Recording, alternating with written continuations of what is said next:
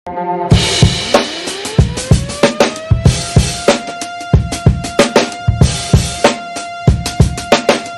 ورحمة الله وبركاته.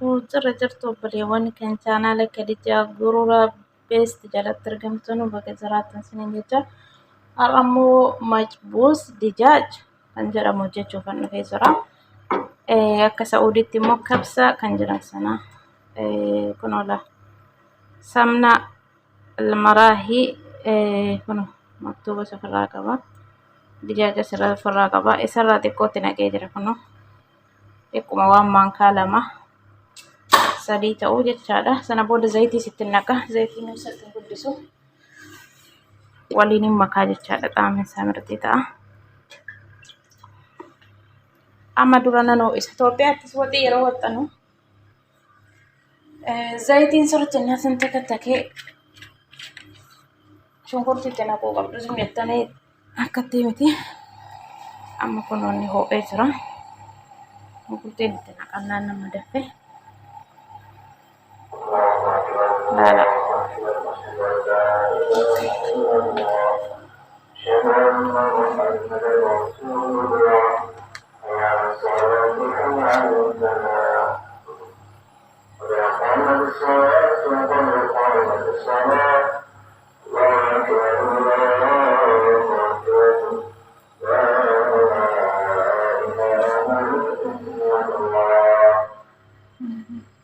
أما هو إجرا كنا تناكوفني شنكرتي بداية نجرا كنا شنكرتي تناكوفن أو سونو إيو تناكمي دفن دي مدرسة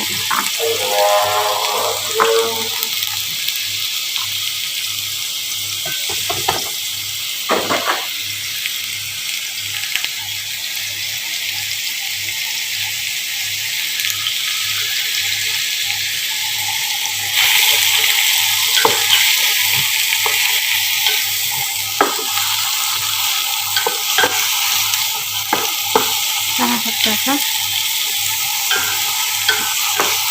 شنكرتي هو إيوان جروف زيتين أو إيوان جروف دقيقة مراسة كيس دي متى يسار نرجسي نقدر ما تنودين ترى واو أما كنو شنكرتين ما قال سيجرا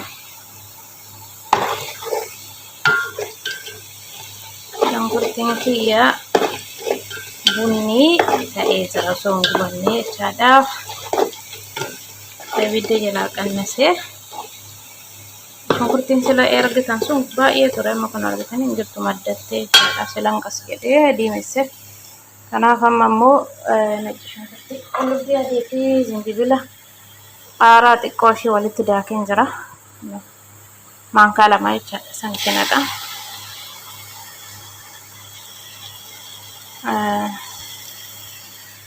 Esa nakadhe kuno wala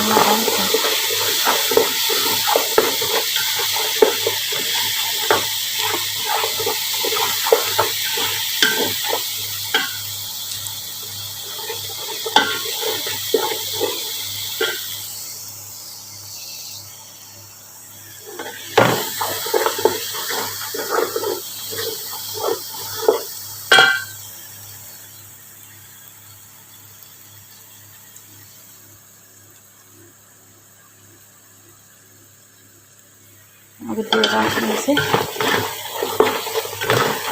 pero ini tekkoshi wal fudate amma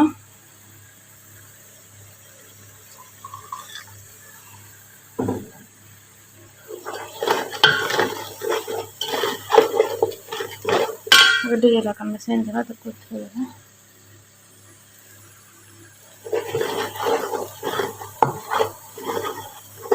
sama Jambila qullubbii dhanis xiqqoo ishee wal fudhate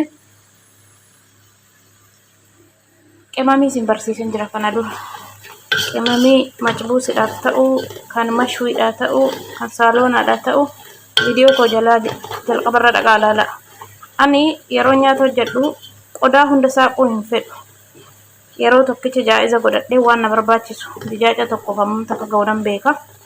Dijaaja lamaafis hammam takka ga'uudhaan beeka. Barsiisan jirti jalatti. Si'uma tokkichatti qodaatti qopheeffadhee kan macbuusii qimamii macbuusii jedhee gubbaatti barreeffadhaa kan saaloona akkasumatti saaloona jedhee kan mashuu jedhee barreessee jira. Amma gafuun fidadhee jira jaa'iza godheen. Wanti nama amma qodaa isaa kun jiru jechaadha. Waa baay'ee of keessaa qaba. Qimamiin kun soogidda sumatti makee jira. Amma qodaan isaa kun maankaa gurguddaa sadii fide maankaa gurguddaa sadiitti naqeen jira. Dijaaja lama hojjedhee tokkoof qixxee jechaadha. Kanaaf soogiddas akkasumatti maankaa lamatti naqee jira. Amma itti naquu bichaadha. Wanti si'a kudhan qodaa isaa qofa hin jiru. Karaa gabaabaa jechaadha. Hojii gabaabbafachuu qabdu jalatti dheeressuu kan taane waliin makaa.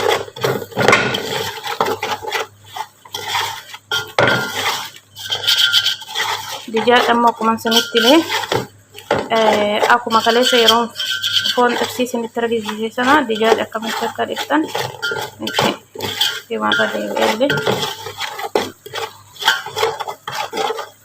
ammaga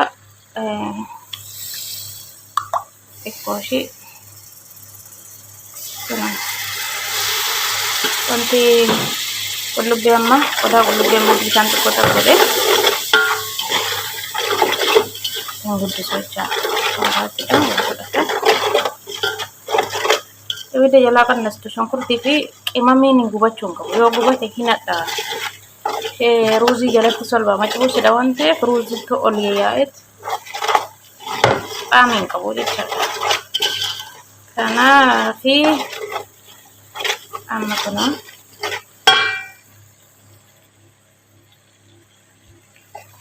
ibidda jalaa qannatu waan ta'eef qimamiin kun xiqqoo tokko yoo wal fudhate dijaajan itti naqaa.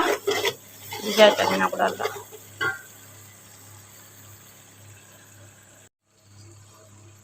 Amma bishaan keessaa naqee bishaan biraatti dabalee jira. Qulqulleessee jechaadha si'a tokkoo fi kun amma waa tokko of keessaa hin qabu qulqulleessee jira. Amma itti naquu kan jira.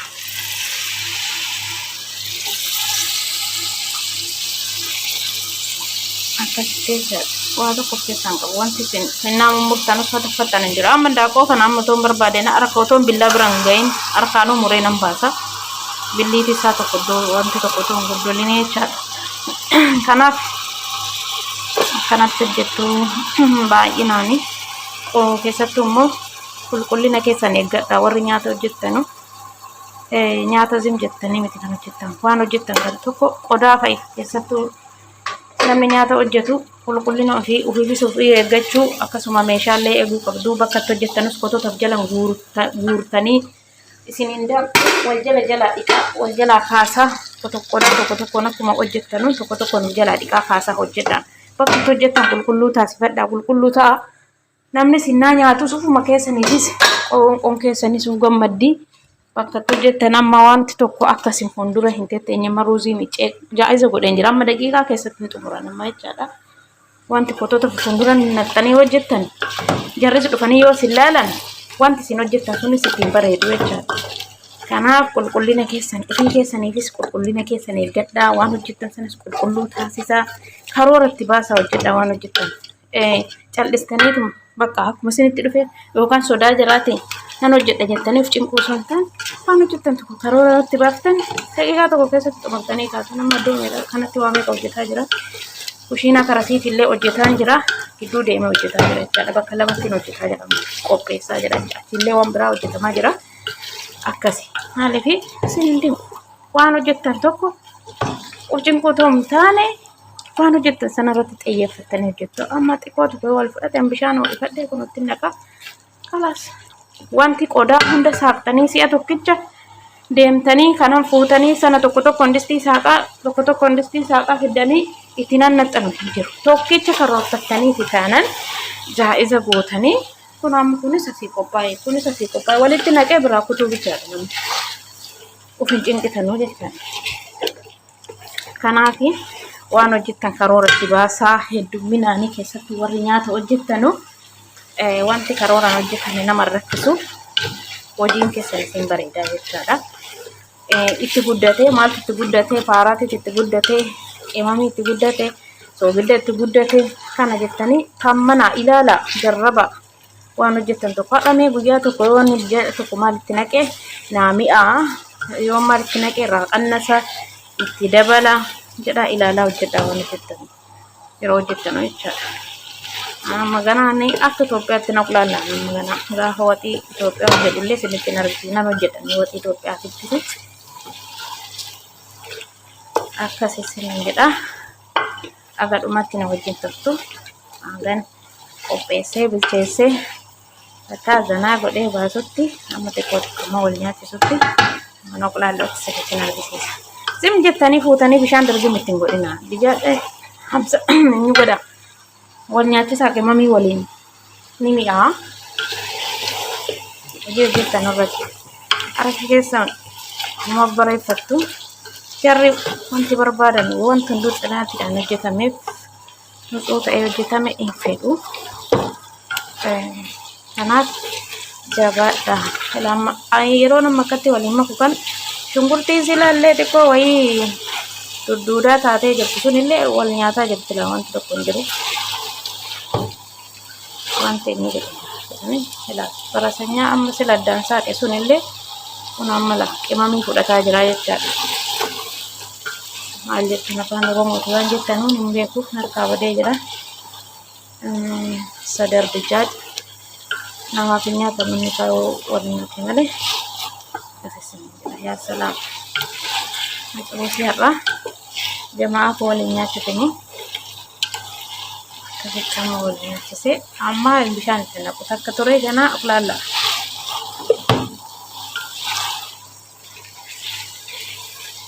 Yoo kizbaraan jiraate kizbaraa fa'aa fireeshii daaftanii mummurtanii keessa yoo buuftanii nurgaa beektanii kizbaraa beektu kizbaraa warra nyaata hojjettanu amma fa'aa nama ganaan qopheessisa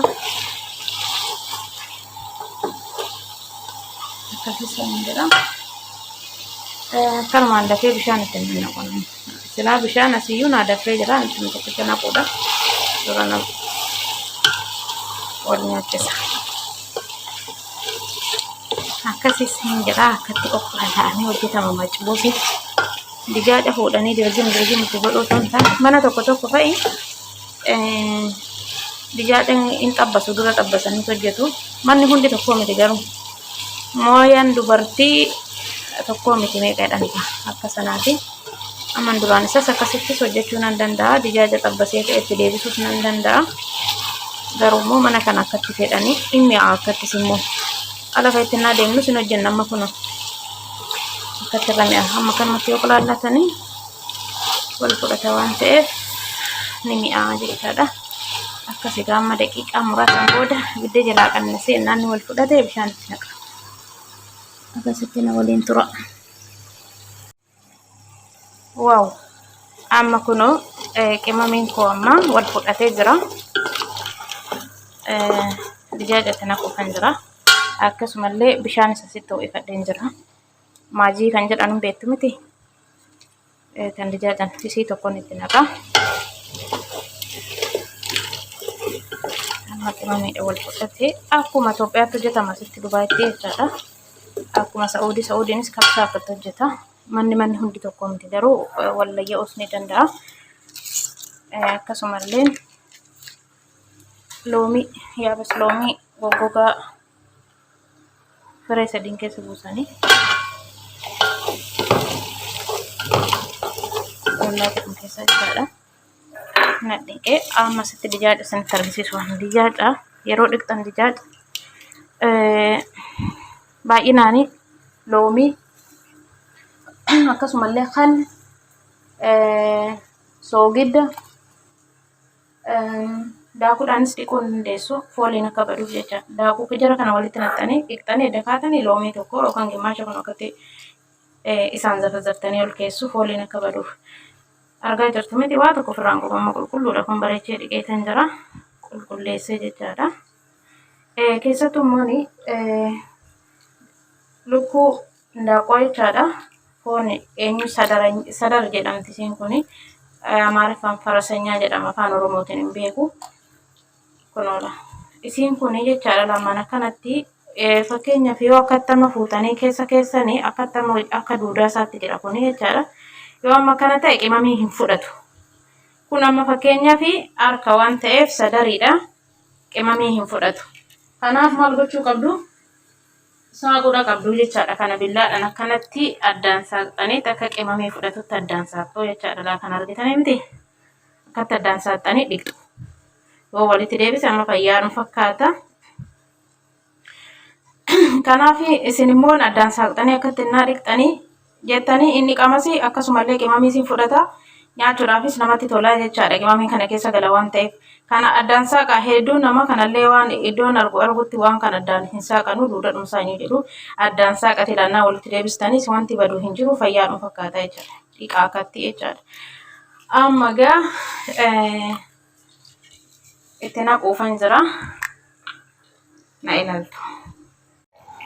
Amma kunoo dijaajni fi qolollaatiin bilchaatee jira. Sirriittis bilcheessinee isa bulbulamaa sana osoo hin taane waan ganaa ruuziin itti nam'uuf likiidhumatti hundumaa ilaalee xuuree jira. Amma gaasii ruuzii itti naquufin jira. Ruuziidha bareechee miiccee bishaan isaa qulqulluutti baase. Maaliif akka ruuzii adii bishaan keessaa nam'ee waan innaa fela hin nam'ineef wajjin immoo bilchaata waan ta'eef sirriitti qulqulleessuu qabdu. Ruuzii sirriitti miiccuu qabdu irra deddeebi'anii. Adii taasiftanii hanga adiin isaa bahutti miicuu qabdu ruuzii. Akkasii amma gaa kun qaaraa fi sadiis qopheessee jira. Kanatti naquufan jira. Wajjin jechaadha. Amma ruuziitti naqa.